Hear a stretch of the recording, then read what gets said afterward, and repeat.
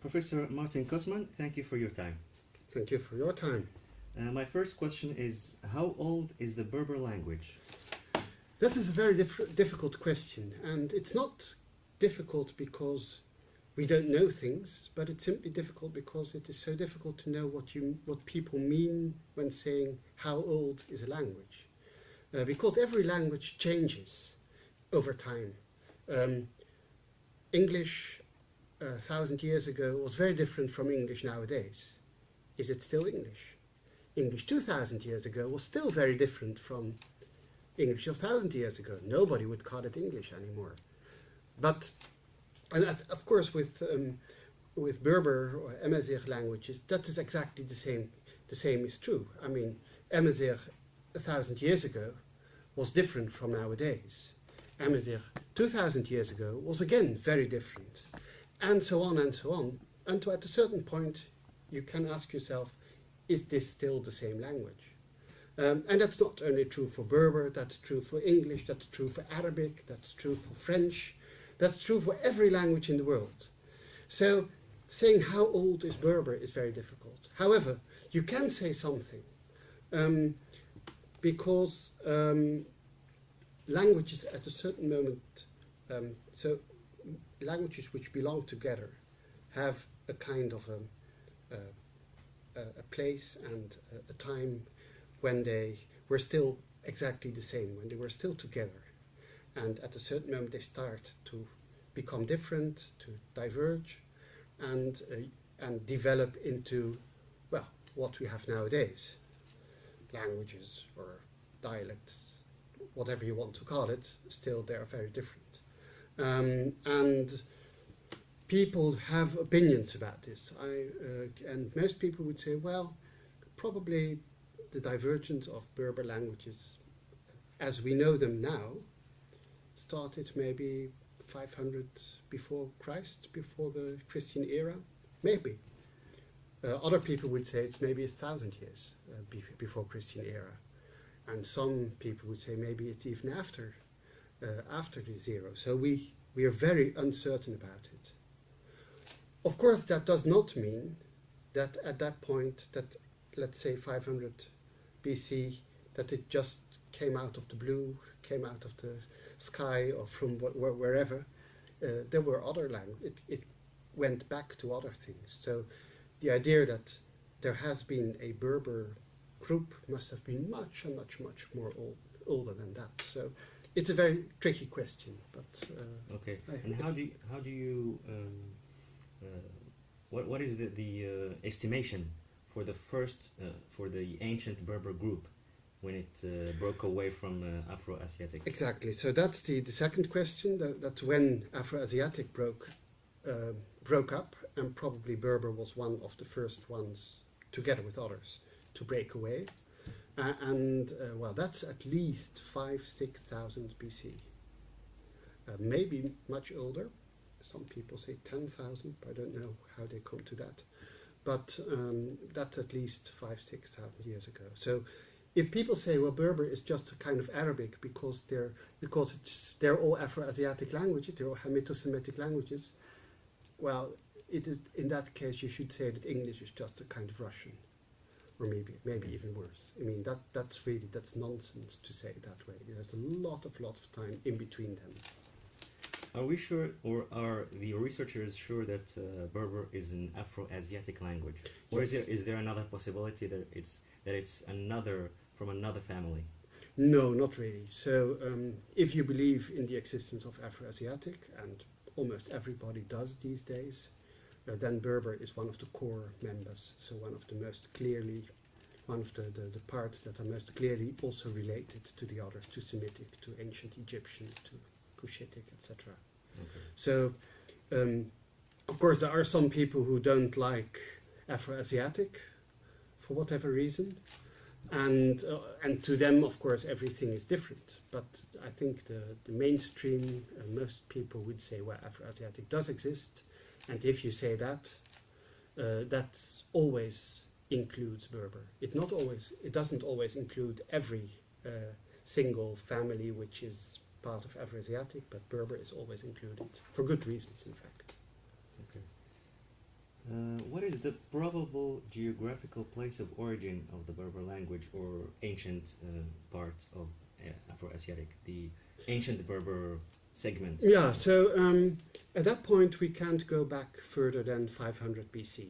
Before that we can just say, well, if we would know where Afro-Asiatic has been spoken, we could say, well, it started over there and then it went somewhere, but we don't know when and we don't know why and we don't know how. And in fact, I don't think we really know where Afro-Asiatic started. Why is 500 BC so important as a benchmark? Because that's the point where we have. So if we do historical linguistics, what we basically do is reconstruct, and reconstruction you do from the diversity of what's found nowadays back, and you can compare things, and then you have all kinds of methods to get it back to to the moment that everything was more or less identical. So the moment before the divergence started. So 500 BC is very important because that would be this moment when divergence started. You could give another date, but you understand the point.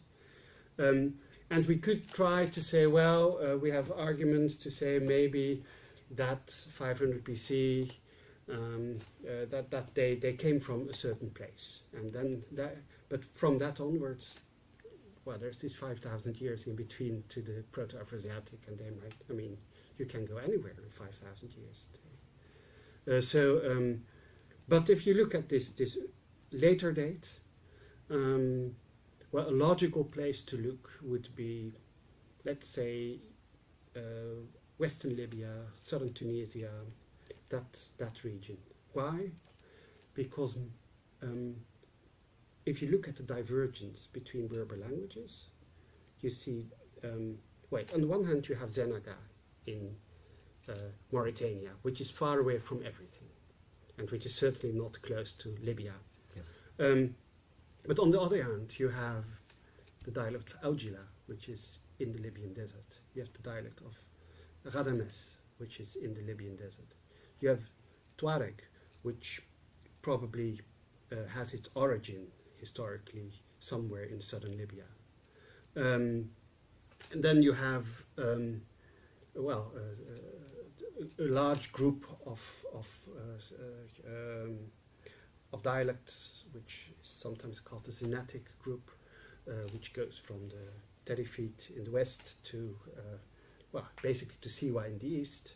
But they also seem to come rather from the east than from the west. There's more diversity in the east, it's things like that.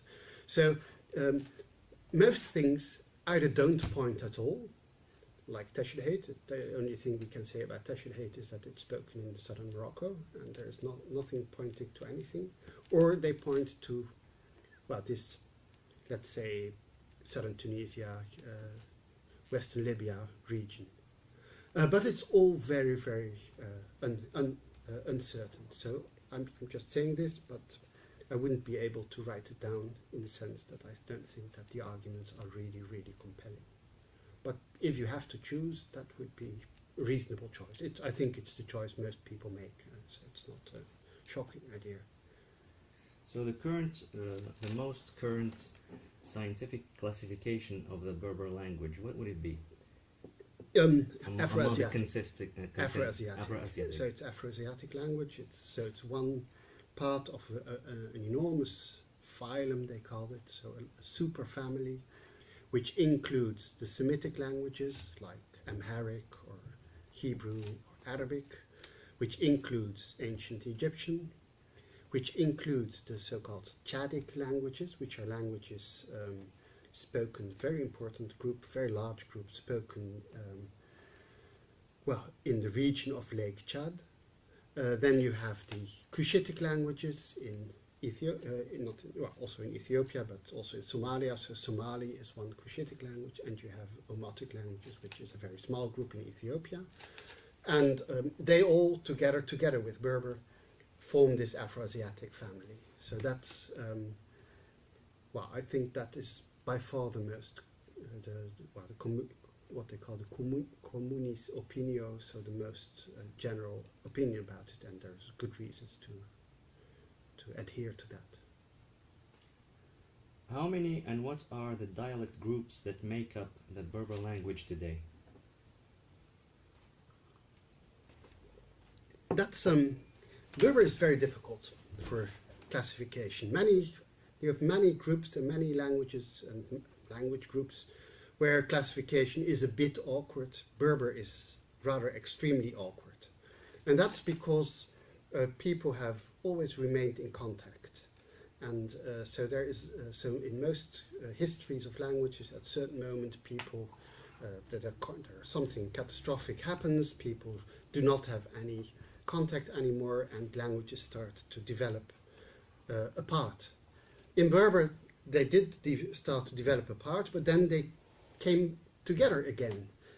And so you always have a kind of a patchwork thing, like you never know exactly where to put the borders.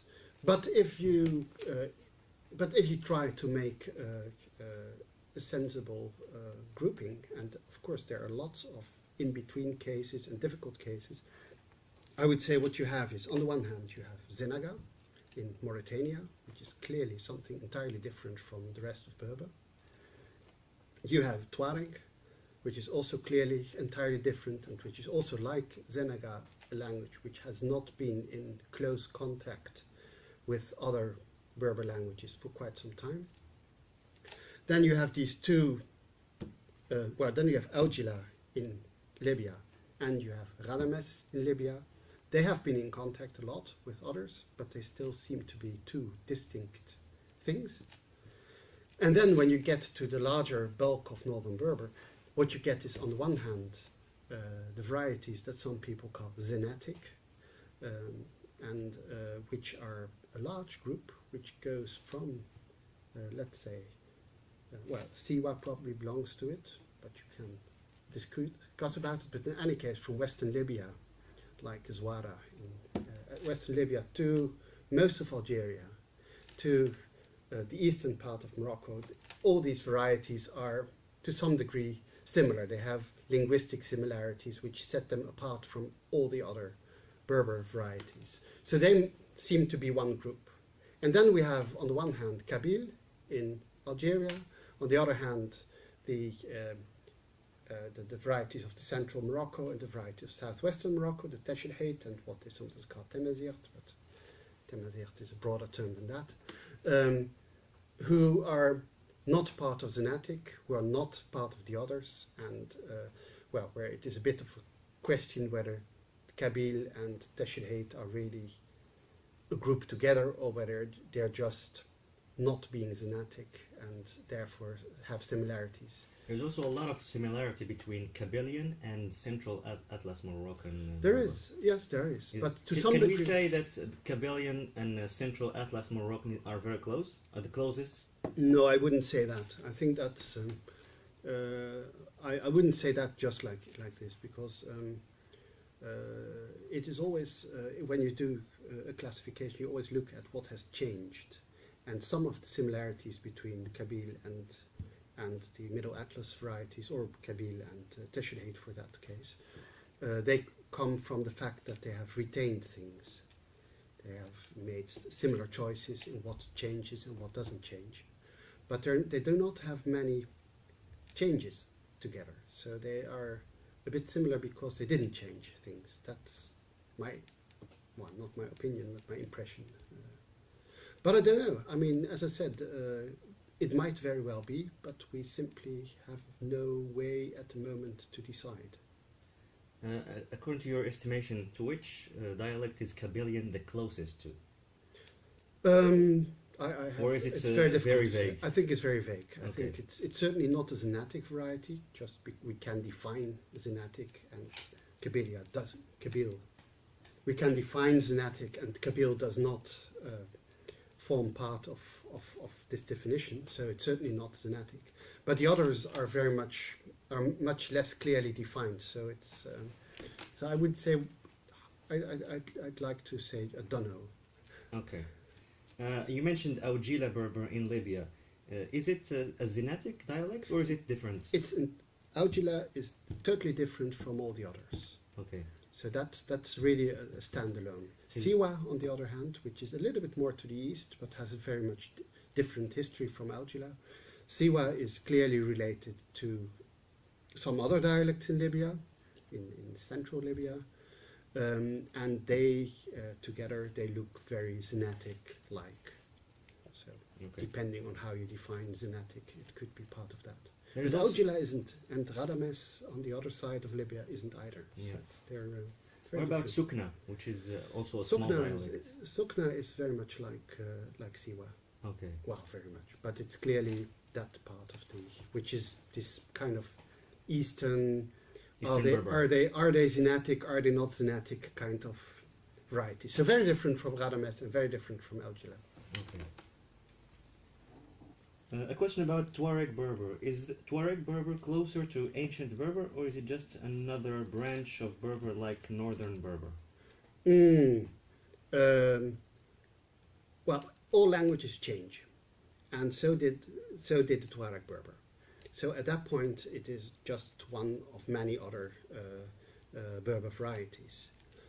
However, there is one big difference between, on the one hand, Tuareg and all the others. That is that the influence of Arabic has been much smaller on Tuareg than on any of the other Berber varieties. The other have been in, let's say, in a kind of a symbiosis with Arabic for over 1,000 years. And Tuareg has a very different symbiosis. I mean, that's more with the southern parts. So there's much less influence from Arabic in Tuareg than in any other Berber variety. That gives you this impression that it's very old, because you have all kinds of words for things where in Tarifit or in Teshilhait or in Kabil you would use an Arabic loanword. And sometimes they are old words, I mean, in the sense of they have a long history and they're probably from ancient Berber. In other cases, they have very different histories. Sometimes we understand these histories, sometimes we don't. But in any case, there's certainly not the case that Tuareg is just Old Berber or very close to Old Berber. It has its own differences. And if you look at other things in the grammar, for example, I would say that, for example, if you look at the tenses, the use of the tenses, the use of the present or the imperfective, whatever you want to call it, imperfective, perfective, etc. I think that probably the Tarifit uses are closer to ancient Berber than what you find in Tuareg. So at that point, Tarifit, although it has also changed things, may have remained more archaic, more retained the ancient system more strongly than Tuareg, which did all kinds of interesting things to its tense system. Because Tuareg, the phonological system of Tuareg is very different, and to some people it gives the impression that it might be it might have retained more characteristics of ancient Berber. Oh, sometimes it does. Do you believe that the phonological system of Tuareg is more ancient? Well, parts of it. So Tuareg makes a difference between. So in northern Berber you have schwa, so ifir, and you have a kind of and that's a weird vowel which linguists can talk about for hours. Like when you say imazirin. Exactly. At the end. Yeah. At the end. End. In Tuareg but in any case, whatever its phonological status, in any case, it's alone. In Tuareg, you have two vowels of the kind. You have an and an a. Now they're quite different. You can hear the difference quite well. So if you say he built, you say yikras, and if he said he will build, you say yikris.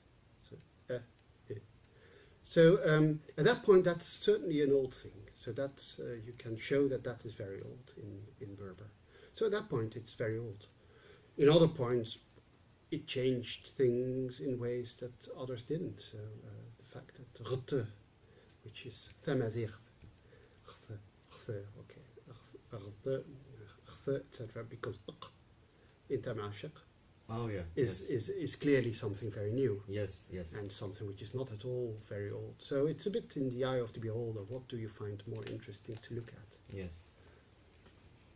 Are the Tuareg Berber dialects or mutually intelligible, and can they form a single Tuareg Berber language across the countries of Algeria, Mali, Niger, Libya, and northern Burkina Faso?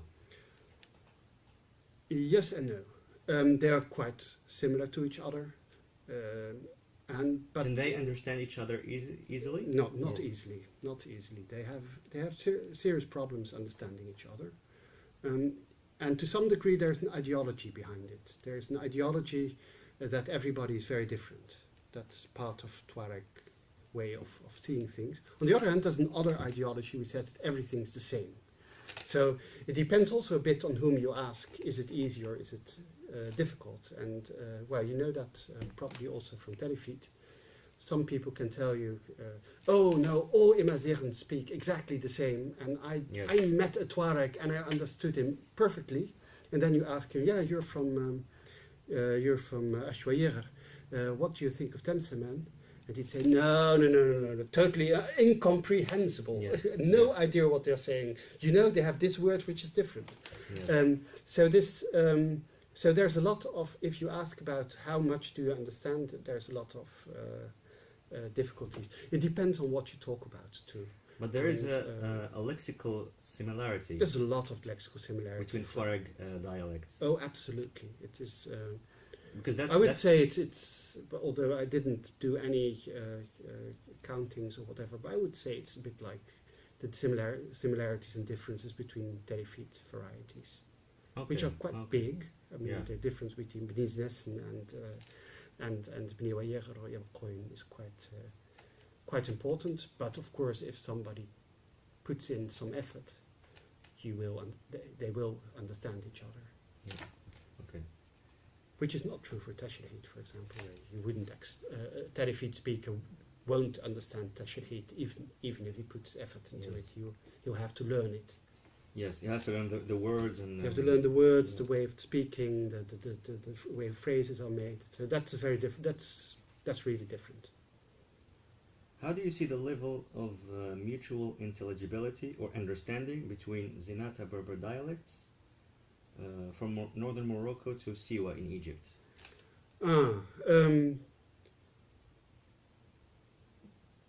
Well, it's certainly not entirely mutually intelligible. There's no doubt about that. I mean, even within Tmaziɣt, people have difficulties understanding each other. So, even more so when you go from Tmaziɣt, let's say, to Shawya, or when you go from Tmaziɣt to Figig, it's not mutually intelligible in that sense. But there are quite some similarities. Maybe Siwa is a bit too far away. But there are quite a lot of similarities too. So it is certain people from Figig always told me, Tmaziɣt, no way, we can't understand. Beniznesen, that's okay, we can manage. When you go to the Rif, to El Husema, it's done, but they would have to talk very, very slowly, and then you get a gist of what they mean. So it's a bit this in-between thing. But it's very clear that, well, on the other hand, they told me that when they went to Libya and to Zouara, so this fisher city in western Libya, and they said, well, we understood quite well. So there was. So it's a bit in between, I think. Yes. But we're always talking about people who never studied Berber. Of course. It's just natural dialect. About people who just move like people move. Yeah. And you see so if people from Figig come to live in Nador, they won't speak their Tamaziɣt. They will simply speak Arabic because it's too different. Okay. Do you think that Zinata Berber is more capable of becoming the lingua franca of Berbers and become the basis of a unified Northern Berber educational and media language for North Africa? Well, I don't think really. I don't really think so. First, it doesn't make much sense to put all these varieties together to one single thing, because Zenata is nice, is a nice grouping, but once you get to the fringes, and that's also a bit of your next question, once you get to the fringes, there's also a lot of things that are in common with their neighbors. So once you get to, let's say, in the Middle Atlas, you have some varieties which we would call Zenata varieties. Incidentally, I don't believe it has to do anything with the Zenata of Ibn Khaldun's histories. It's just a name. But there's some people would speak a Zenata variety, but if you look at, but they are in contact with people who speak another Middle Atlas variety, and I mean they have as much in common as they have in things that are not common. So it's similarly, my colleague Menelef Kriwi has done some quantification or researches within, let's say, northern Morocco, where there are some groups which I would call Zenata and other groups which I would certainly not consider Zenata, just because of the way we define it. But she says, well, basically, the differences within the Zenata group may be even bigger than the differences between Zenata as opposed to the non-Zenata. So if you put it like that, then it doesn't make much sense to take Eshwayer and Shawiya of the Aures and make something together and kind of forget about the people they talk with whom they talk every day, or who are their neighbors. So and I think that's if you would want to have a general Berber language, or well, if you would want to have a general Berber language, I leave that to the people who do that work. That would be, of course, for all of Tamazight. But if you want to have more localized, I would say keep Morocco together, keep Algeria together, Libya if you want. But it doesn't make much sense to put these dialectal groups together, because there are too many differences too, and I think it would be a little bit too much. So is Riffian Berber purely Zenatic, or does it have a Zenagian or Sanhaja element? Well, that's what I alluded to. Of course, once you, as I said, we define Zenata by a number of very salient linguistic things. For linguists, very salient things that we see and say, oh wow, that's really different. But a language doesn't exist. There's so much different things in language, just like which words you have, which for normal things, lots of other things that go that cross the borders. So there is no strict borderline at that point that you can. We linguists can make it, but for a speaker, it's much less salient, because for him not only these 5 or 6 or 7 very spectacular things are very important. I mean, nobody has a problem in understanding that efus is the same as fus. So for a speaker, that doesn't make much of a difference. But it does make a lot of a difference if your vocabulary is quite different. And so from a purely historical linguistic point of view, dialectology, I would say yes, Riffian is Zenata and others are not, and what's pure, I don't know. Okay. But on the other hand, when thinking of if you look at just the situation nowadays, how it is, it's very questionable that there is a very strong border between Zenatic and non-Zenatic, at least in Morocco, even though you can still see it. It's questionable whether it's really the most interesting thing to look at. So I guess you would say the same thing about Kabylian Berber. Exactly. Yes, but there is a Zenatic influence, isn't there, on Kabylian? Some words and some. Well, that's the point. Yeah. I mean, there are words which you have together with others. Yeah. And some of them are basically because they kept old words which were lost, for example, which may have been lost in Teshnaheit. And some of them are maybe because they were in long contact with each other, and maybe the Natick took it over from Kabyle or the other way around. But that's this logical, that's what you get when varieties are in contact. And there is no, even though there are clear borders, there is no strict border. It's not like nothing can pass. It's a very fluid thing. What is the oldest source that mentions the word Tmaziɣt or Maziɣt or varieties of it in history?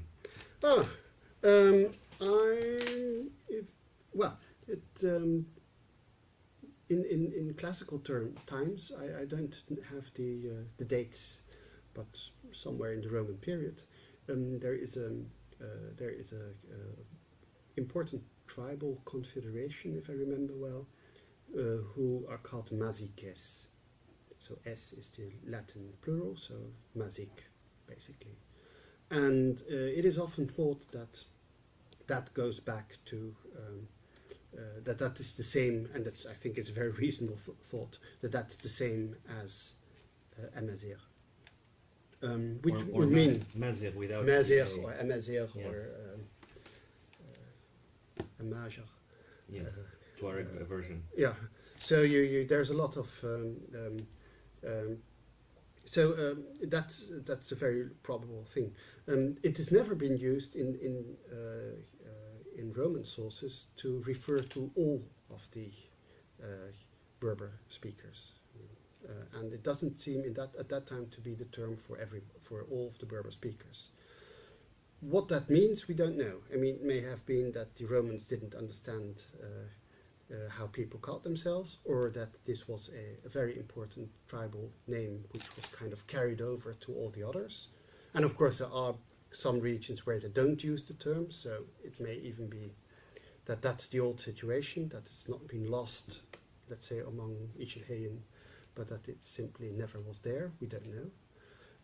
Probably it was probably lost, to be honest. But so there is but it seems to be something like that. It's old. It's a very old term. It's, okay. So what are the Berber language research projects that you are working on at this moment? Yeah, I have a couple of things that I'm really interested in. One of them is this historical, the history of the Berber languages. So how can we, using the modern varieties, how can we reconstruct what, let's say, this earliest version of Berber sounded like, and also what can that tell us about the history of Berber? How did it get to be spoken all over Northern Africa? Of course, at a certain moment it wasn't there. I mean, it has spread, and what it can tell us about these things, etc. I have no. So that's one thing that I like to work on. Is this what we call diachrony? That's what we call diachrony. Yeah, it's what we call comparative historical the change of language over time. Exactly. Okay. And on the other hand, I'm really very much interested in Telefeet, and I would like to work, although that's really more like a dream than a project maybe, on how the tenses are used. So how's the and on how, or the aspects as we call them in linguistics, and how you mean the tenses for the conjugation of verbs? Yes. What do they mean? When do you use it? Okay. But not only the conjugation, but also things like ka. How do you use ka? Ka yudif, ka yudif, yudif. What's the differences? Why would you use it? Why wouldn't you use it? So that kind of stuff, and then really looking not only at asking people, well, have these two forms, but really looking at how people use it in conversation and things. So that's not really a project which I shall say, which I'm already very far, which I've got already very far into it. But it's a project which I would like to work on. Is there any major interest among students and researchers in Berber language studies at this moment? Well, yes, of course, especially in Morocco and Algeria. So there are all kinds of master programs and bachelor programs in Berber studies. and there are lots and lots of students who register in these programs. So there is certainly, and of course some of them do because they think they can get a job as a teacher, but many of them, most of them I would say, do because they really think this is interesting, they want to know more about their backgrounds. In Europe, it's of course much smaller, the groups. So in Leiden here, we don't have lots of students. But there are people from all over the world. There will be, I'm very, it's really very great. We will have a PhD student from Chile who is going to work on Kabyle here in Leiden and going to write his PhD about it. So people from all over the world. And especially if you look in France, you see that at a certain moment it became a bit, I would say a bit less dynamic, but now it's got a totally new dynamics. You have a real, in Paris you have one university where you can really study, do a full bachelor, probably also master in Berber studies. Which university is this? It's in Inalco. Inalco, okay. And there are other places where you have very, very good teachers and very good professors in Berber studies, like Amini Matouchi, like Minal Afqewi, who is also now in Paris. So there's a lot of things going on over there too. So no, it's booming business. Okay, great. What are the Berber dialects that need more field research and study?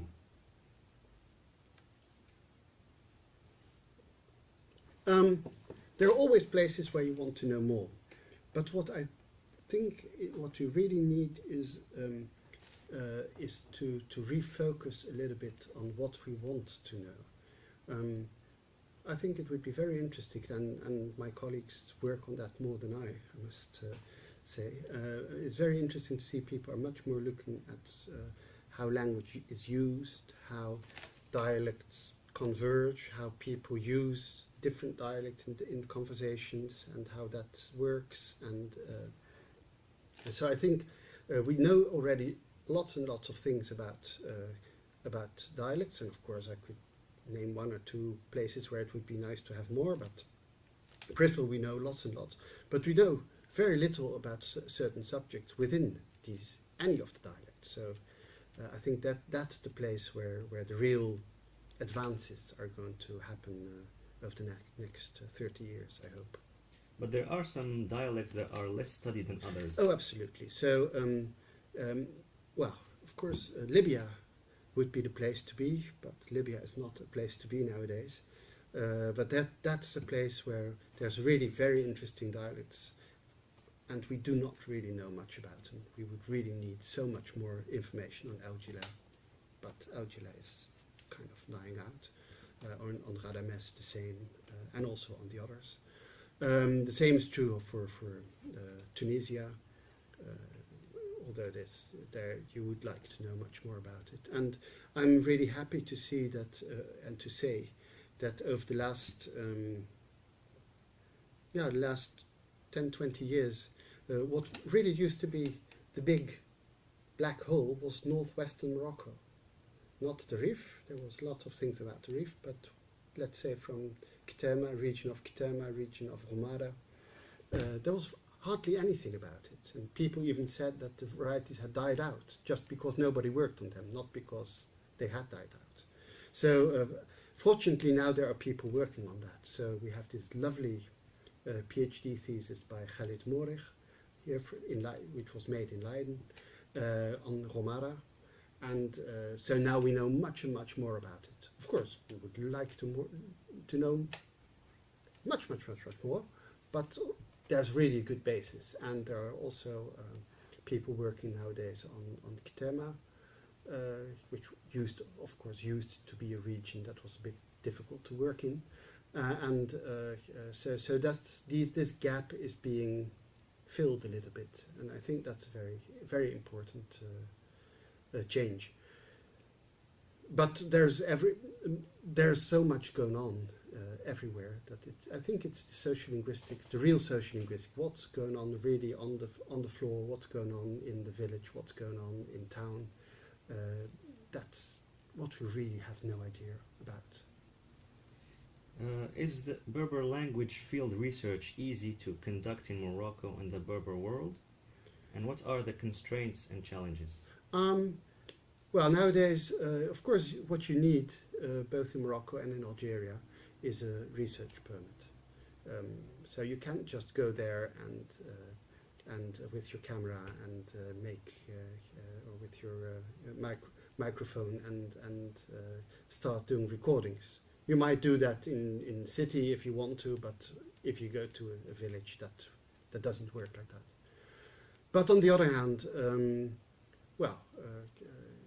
now that Berber is an official language, both in Algeria and in Morocco, it's not that much of a political issue anymore to work on it. No, you don't have to hide the fact that you're working on Berber because people say it doesn't exist. Everybody knows it exists, and so at that point, I think it's much easier than, let's say, in the early 1990s, and certainly more easy than in the 1980s. Of course, it's different in every country. Every country has its own challenges. Well, as I said, Libya would not be possible just for political reasons. Algeria has its own challenges, etc. But I think at the moment it's more logistics which are difficult. How to find money to do things, how to find money to do things right. So not just go there and ask a few people, but really to get good data, how to get these data worked out, to have time for that.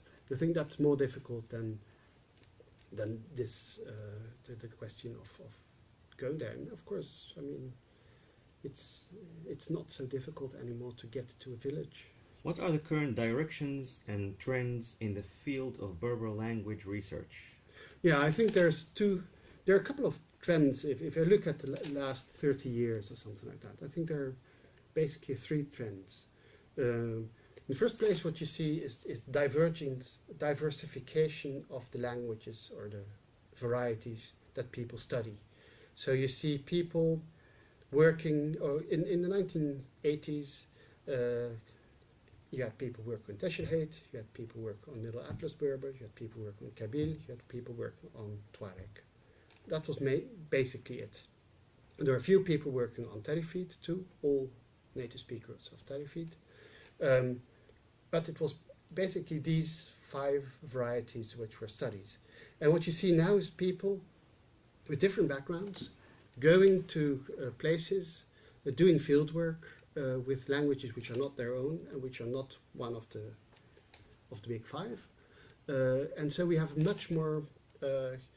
much better idea of what's going on. So at a certain moment, and that was kind of a shock, and that was in the 1980s, I think, people started to study the most easternmost varieties of Kabyle.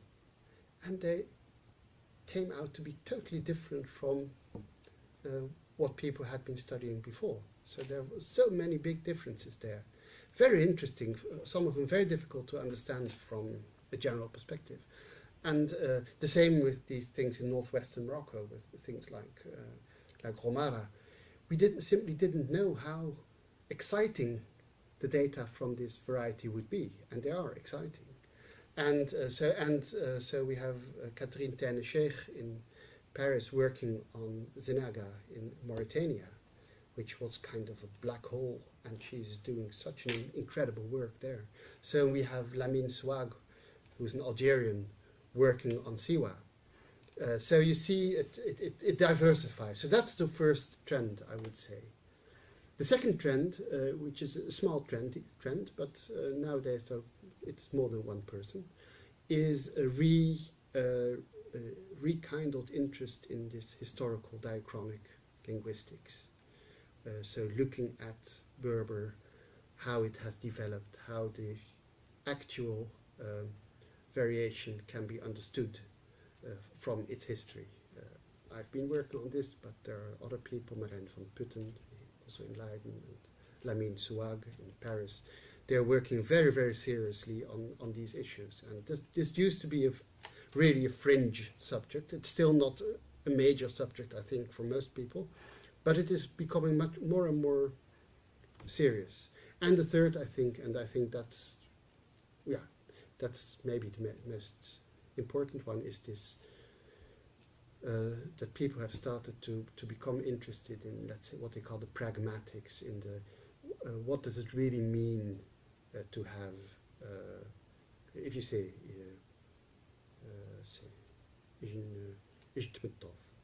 what does Asian really do if you have a sentence like that? What if you have near, what does it really do? So we have always said, well, we have near, and that's used until you get a very fast and easy answer. But now people look in detail what happens really if you have a conversation, really if you have a story, what's going on. And I think that's a really interesting and very important development. So I think that's the three big things going on. Of course, the old things also going on, fortunately. How would you classify the last trend that you mentioned? Well, how would you classify it? I would say what kind of field? I would say it's the research on language use. So how are all these elements that we have in language, and most of them we know about, have been described, but how are they really used? What do they really mean? Instead of just saying, well, we have three elements. One is thamtothnir, one is thamtotha, one is thamtothin, and the one is the one we already mentioned, the other is the one here, and the other is the one there. And then but once you start looking at usage, you get all kinds of questions, and it becomes much more complicated, much more interesting. Does it fall under the category of philology, or is it something else? No, that's not what you call philology, although it is often that you look at texts. But what you do is you look at living texts, so people make everyday language use, that kind of stuff. Okay. What are the Berber dialects that are most endangered by extinction at this moment? Yeah, that's unfortunately that's the dialects that are most different, I think, from all the others. So, Zenaga in Mauritania is basically critically endangered. There, if I understand Catherine Ten-Sheikh well, and she knows everything about it. So, if I'm wrong, it's because I didn't understand her, not because she's wrong. There are only 2,500 speakers left, and they're all over 40. So that's not being transmitted to the next generation. The same seems to be the case in Aujila.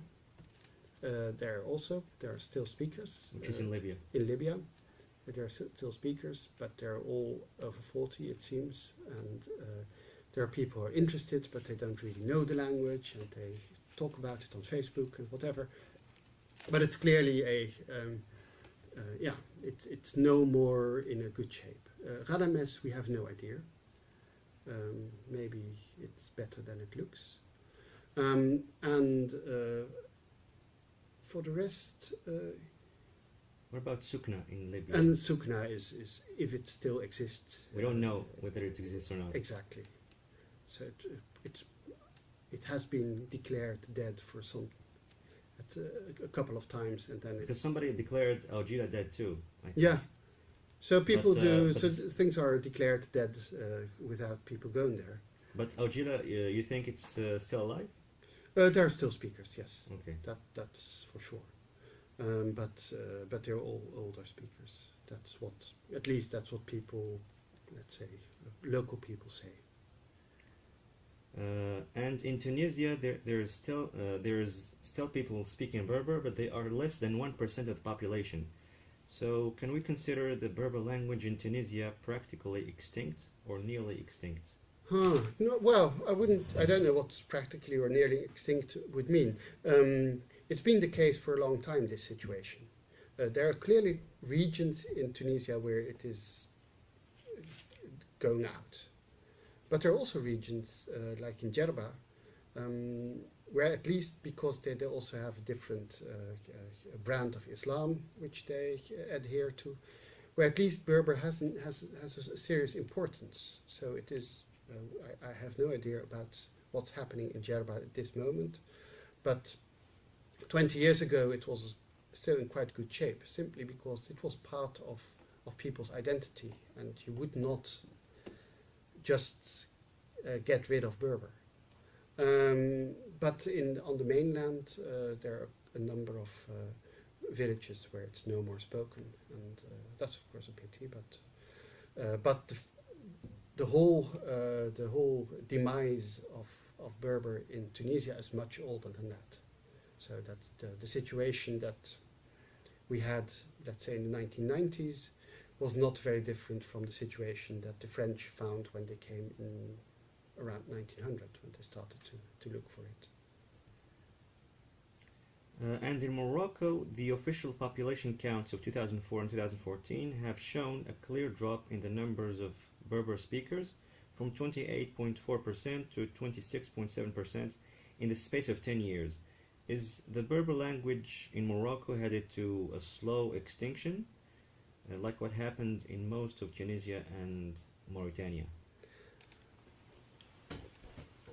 One of the difficulty with these figures, well, of course, not everybody would say these figures are right and can be trusted, but let's trust them. I think they are the best that we have, and that's not very good, but it's better than just saying things. But the problem is the general population of Morocco grows very fast, and on the other hand, people move from the countryside to the cities, and once you move from the countryside to the city, the main language you will use in daily life is Arabic, except if you're or Darija. Yeah, Darija. So of course, if you move to Agadir, you still have all kinds of possibilities. If you move to Nador, the same. But to most cities, it means that your main language of communication is going to be Arabic. And that's what they ask about. And that's what the census asked about. What language do you use in your daily life? It's not about what languages do you know, but what languages do you use. And but the population grows. And so it is. It might be interesting to look, don't have the figures, at the number of people who are speakers of Berber in 2004 and 2014. It might very well be that they're the same. So in that case, you cannot say it is going to extinction if you have the same amount of people. However, new people have been born or have become speakers, and other people have moved, so you get a kind of a stable situation, although the people are not stable. So the percentages go down, but that doesn't mean that the language goes down. And that's also, if you look at these figures, I mean, people were very shocked when the figures were given the first time in 2004, and they talked about the government not wanting Berber to be important and whatever. You know the kind of yes, sure. Of things, and to some degree they were totally right in having their questions. But I think if you look at the map where the municipalities are, which have a very high percentage of Berber speakers, it's exactly the same map as that was made in the 1930s by the French authorities. So nothing has changed there. What has changed is that many people have moved to the cities and have become Arabic speakers. Otherwise, the percentage changed. But in the Berber speaking regions, and of course there are some regions which are exceptional, but in most Berber speaking regions, things have remained the same. And there are Berber speaking municipalities, even in the Rif, where according to the census, 85% of the people only use Tmaziɣt in their daily lives. 85%. So, of course, that's deep down anyway, but it's still, it shows how vital and how living it is once you look at the situation in the countryside.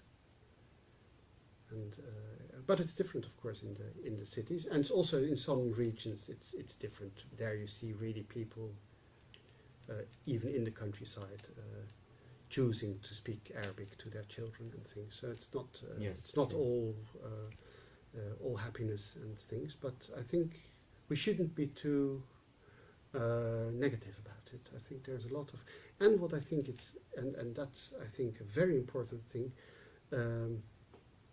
What you see is that Berber is gaining. It's not gaining geographically, that places which used to be non-Berber speaking now are becoming Berber speaking. That may happen once in a while, but not very often. But it's gaining in its usage. 40 years ago, Berber was the language really for the village.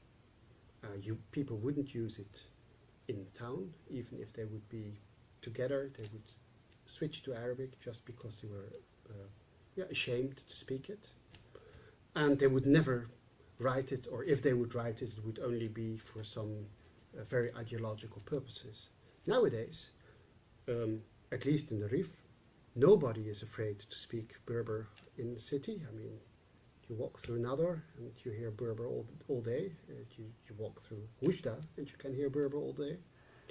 And it is, and through this social media, it's being written all the time in no official things, but people write and write and write and write, and they write the things that they want to write, and they write it on Facebook, and they write it in fora and everywhere. So it is, so it's being used in a much more, let's say, in a much broader context than before. So I think, and the same is true for YouTube and all kinds of, and that kind of stuff. So the new media and internet video is very useful for Berber. They are. For reviving it. It's absolutely, yeah. People take to it and they want to do it and especially in Tmaziɣt, you see there's so much that is being published on the internet in Tmaziɣt. It's really incredible. I think it's the same for Tmaziɣt. I know the Tmaziɣt situation better, but yeah, and that I think that shows the vitality. It shows the vitality of the language. It shows the importance of the language as a means of communication to its speakers. But what can the Berber people do to improve this situation of Berber, protect it from extinction, and develop it into a successful language? Are there some practical measures that you would advise them? I'm not a language politician or policist, so I don't know much about these things. But my point would be what I just said. There's a very positive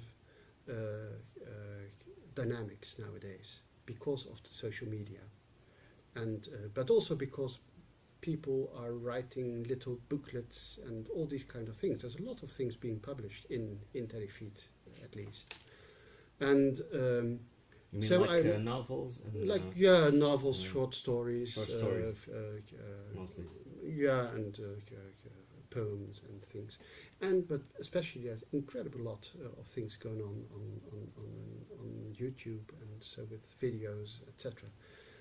So I think life of a language like Tmaziɣt, which is not an official language and which is, well, in modern political situation, not going to be a used official language either, but it is it is alive.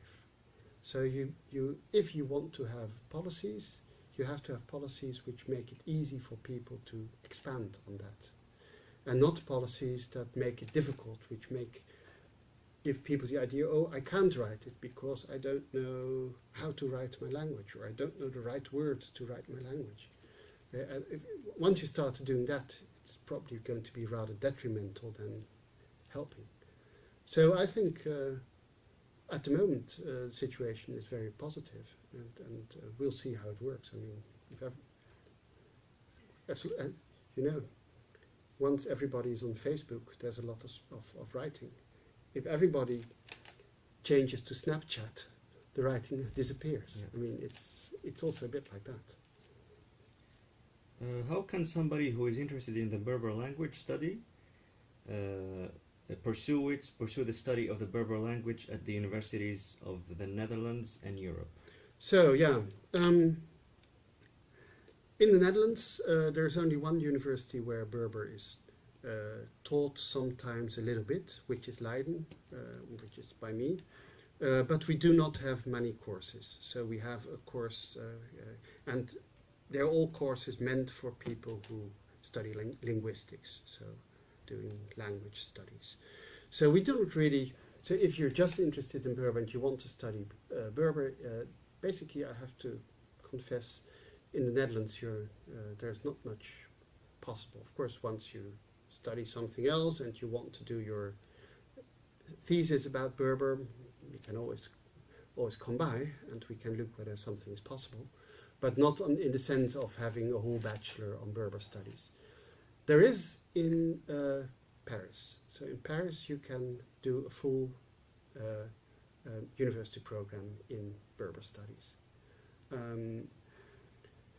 I don't know how things are nowadays in Naples, in Italy. They used to have something like that, but it's always a bit, I never understand, to be honest, Italian study programs, so I'm not sure what's exactly going on there. But there's also something there. So it's a bit like that. So we have, but there's not so much. I mean, in the end, it's being decolonialized, and most Berber studies is being taught in Morocco and Algeria by Moroccans and Algerians. And for the University of Leiden, are the courses part? Can they be part of the bachelor program? Yes, there's one course which is part of the bachelor program of linguistics. Is it optional or? Well, for some, within some, it's compulsory for some tracks. So for one track, it's compulsory. So which track is it? Descriptive linguistics. Okay. So that's one course, and there's one course in the master which is optional. And is it for a semester or? It's for a semester. One semester. Yeah. Okay. So it's not much. I mean. All right. So somebody who really wants to go on with it will have to expand his search.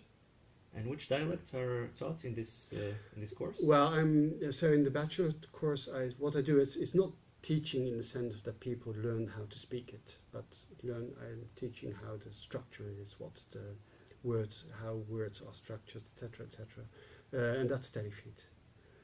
In the master program, it's general linguistics of Berber, so there's basically all varieties. All right, Dr. Maarten Kossmann, thank you very much. Thank you.